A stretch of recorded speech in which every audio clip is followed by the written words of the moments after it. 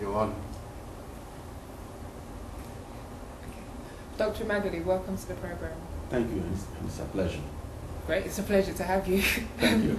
You gave a speech at the conference about Africa's skills gap and the fact that there are close to 250,000 African professionals outside of Africa.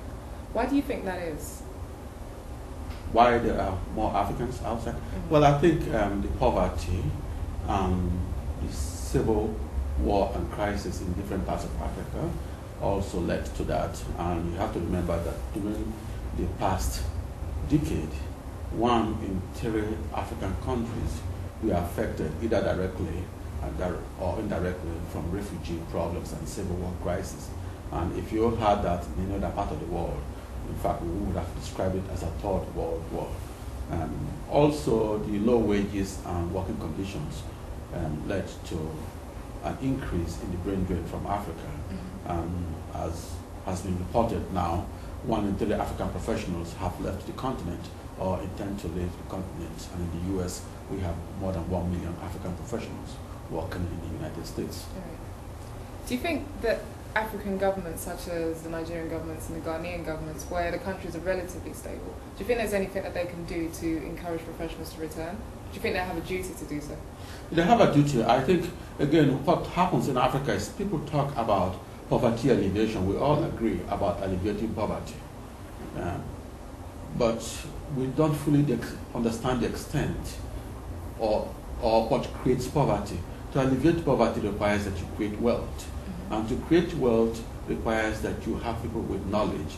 And the reason is that in the modern 21st century, of what we call the information age, it is knowledge that is the engine that creates wealth. Knowledge is the engine of economic that drives the economic growth of any nation. So I think the leaders have to understand that fact. And when you understand that knowledge is what creates wealth and that you want to alleviate poverty, then it makes sense to reverse the brain drain and turn it into a brain gain. Okay. Can you tell us how you came to be in the US yourself, why you left Africa? Yeah. Well, I left Africa as a teenager about 30 years ago. And there were several factors too. One, again, was after the experience of the Biafran Civil War, in which 1 or 2 million people died. So there was an incentive because things in Nigeria after the Civil War wasn't ideal. So those were the pressures that were acting on me that influenced me and inspired me to leave Nigeria in the early 70s to go to the United States to study. Right. Now, you've been in the US for, like you say, 30 years. Yeah. And I think you said you hadn't been to Nigeria in the last 18 years or so. Yes. Why is that? Has the Biafran War left has it left a mark on you, or are you bitter towards Nigeria at all? Or? No, I'm not bitter. First of all, I'm not bitter towards Nigeria. And like all Nigerians, you have to remember that once a Nigerian, always a Nigerian. Okay, so I feel very strongly for the place. Even though I have been living in the US for 30 continuous years, my heart and mind has been always been in Nigeria and with the Nigerian people. So I connect and bond very well, and I have always kept up with what's going on in Nigeria. And people get surprised at how much I know about what's going on in Nigeria. And I get our email, by the way, from Nigeria. And people from Nigeria come to my website and look me up on the internet. So I've remained intimately in touch with Nigeria. But going back to your original question, I think at a subconscious level, the experience of Biafra influenced me, because the memory that I have is the memory of the Biafran years, living in refugee camp, your hometown being invaded by soldiers that took no prisoners.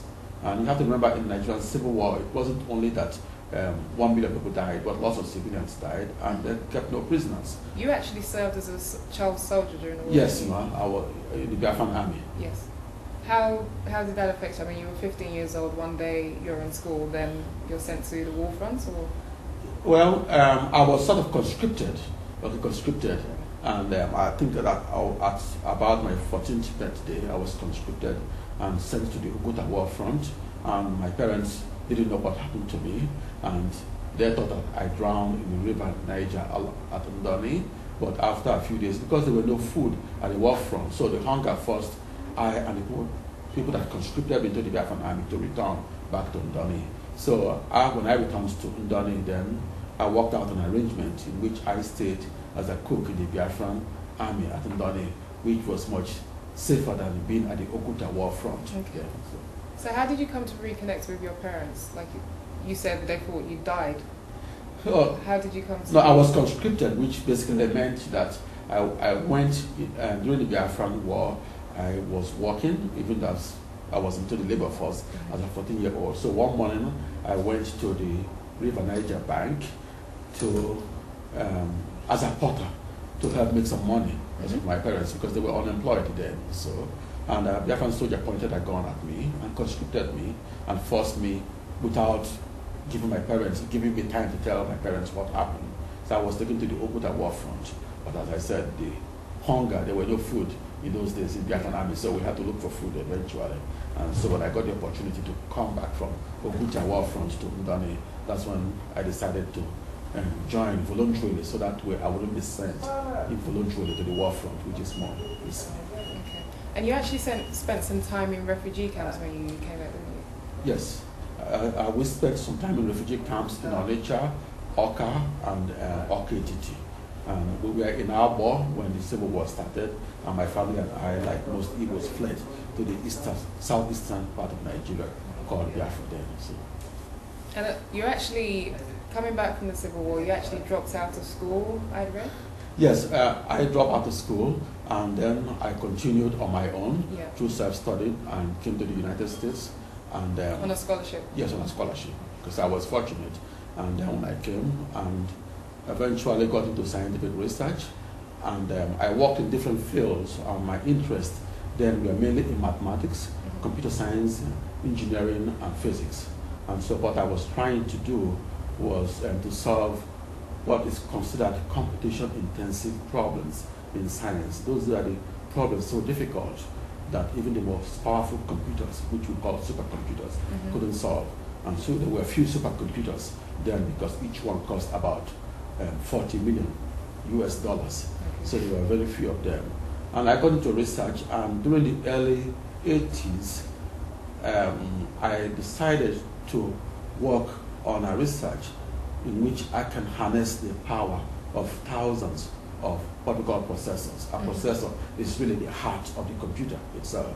So my contribution then was to demonstrate that you can make thousands of processors to work like one.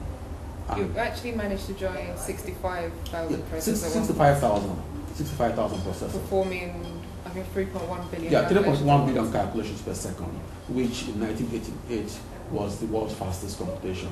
But it wasn't only that too. I think the significance of it, the work itself, is not that I did that, because at that time it was considered impossible to do that. And so the argument then was, why build a supercomputer with thousands of processors if you cannot use them to solve practical problems? And what